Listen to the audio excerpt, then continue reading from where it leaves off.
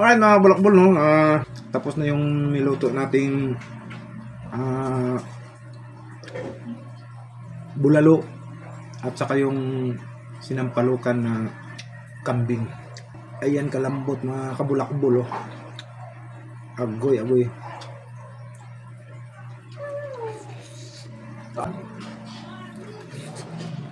Peso namang bulalo. Mm. Mm. Mm.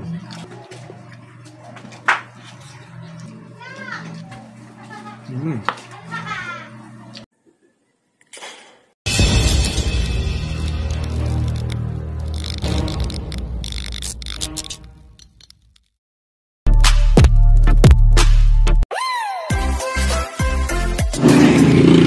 Hello mga kabulakbol, for today's video ay magluluto ako ng bulalo at saka sinampalukang paa ng kambing mga kabulakbol.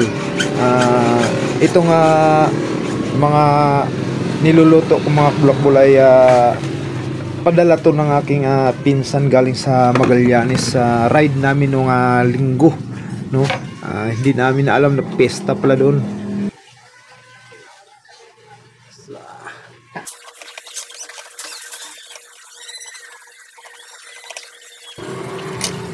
Walang marunong magluto ng kambing o hindi nila type ang ano ng kambing kasi maanggo daw, kaya niyaya ako ng aking pinsan na papuntahin doon para lutuin ang karne ng kambing mga bulakbol. So ang tira mga bulakbol ay pinapadala niya sa akin yung paa ng kambing at saka yung isang pare ng baka. Gayat-gayat ko na itong mga bulakbol para ilaga.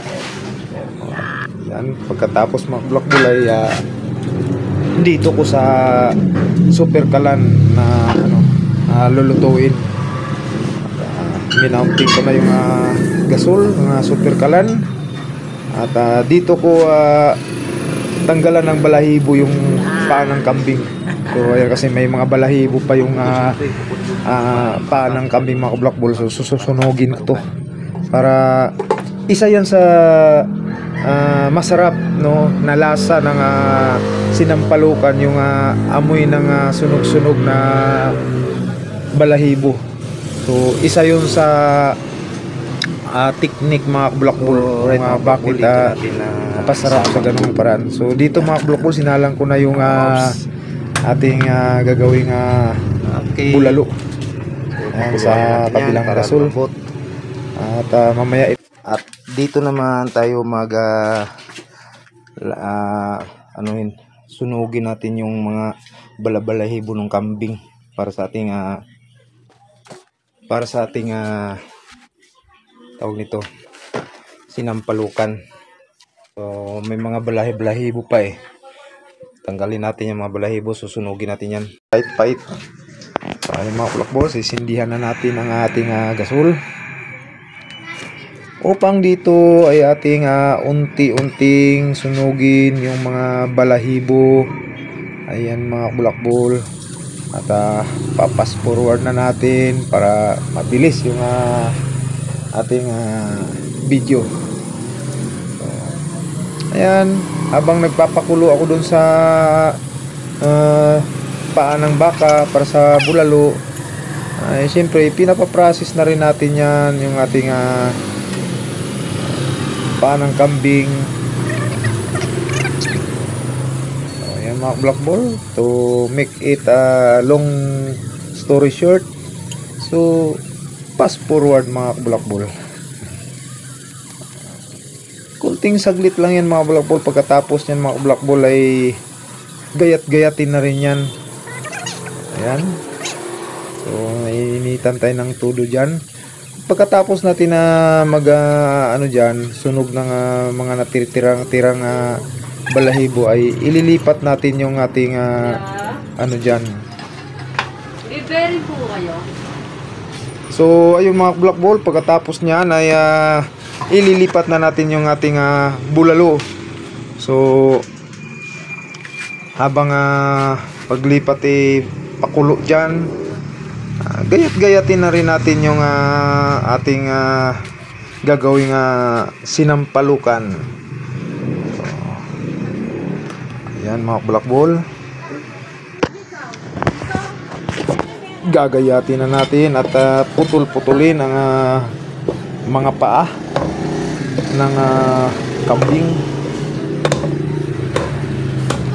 Ganyan lang ang proseso niyan mga bulakbol. Para yung iba kasi mga bulakbol na nilaswahan ng init tubig para tanggalin yung mga balahibo. Pero isa sa technique dyan para masarap, malasa yung sinampalukan na kambing ay susunugin mga bulakbol. Susunugin yung mga balahibo sa kanyang balat. Kilo.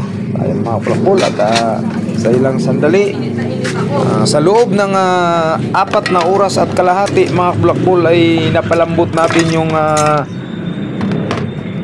paa ng baka mga bulakbol. Medyo may katigasan talaga ang kasi wala akong pressure cooker, no? At dito natin pinaprocess din tong ating sinampalukan, kasi yung kambing mga bulakbol bata pa, so mabilis lang siyang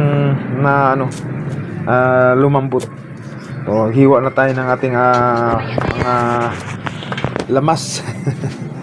Pangsahog mga bulakbol, ayan, nilagyan ko ng sibuyas, siling green para medyo kahit paano hindi kumpleto yung ating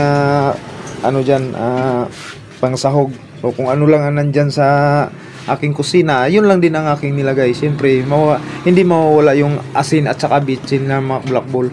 So lagyan natin ng uting sili para medyo may kalabit-kalabit.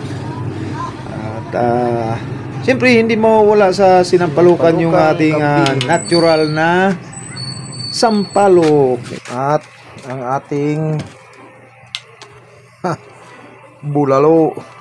Ayan iba itong bulalo ko mayroong kanya-kanyang diskarte lang yan. Ng tindahan. Okay. Pakuluin na lang yan at okay na.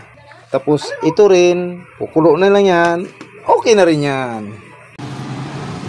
At bumili muna ako saglit ng sampalok sa palengke at ating hinugasan.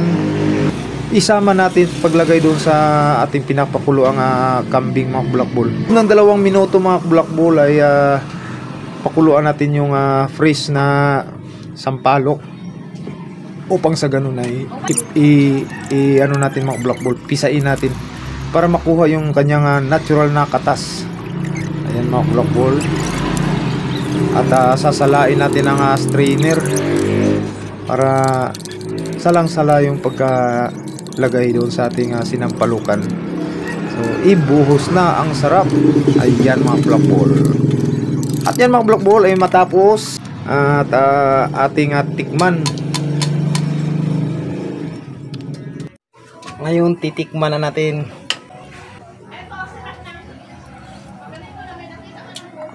Wow! Ang talap! Woo!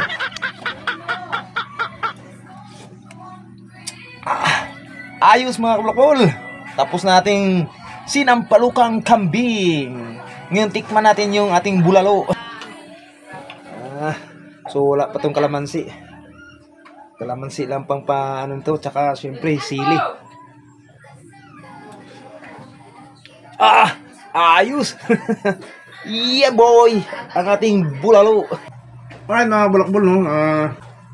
Tapos na yung niluto nating bulalo at saka yung sinampalukan na kambing. So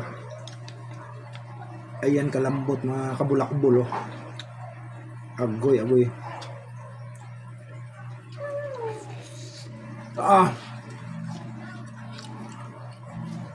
Rapsa.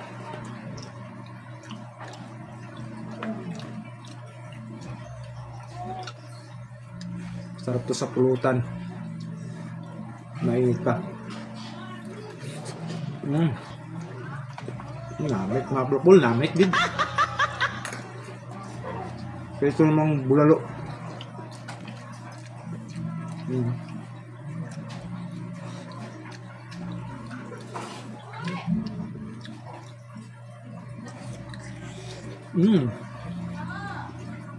Lambot mga bulakbol.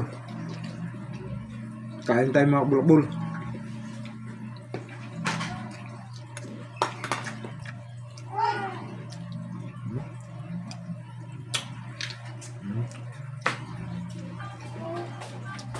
Wala talaga ang buto.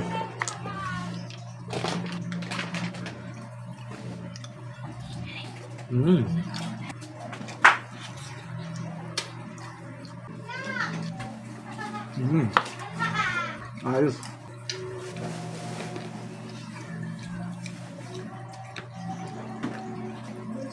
Yung balat sa kambing mga bulok-bulok.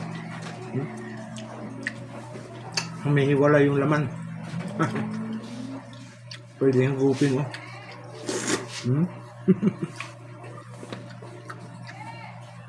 Okay. Thank you for watching.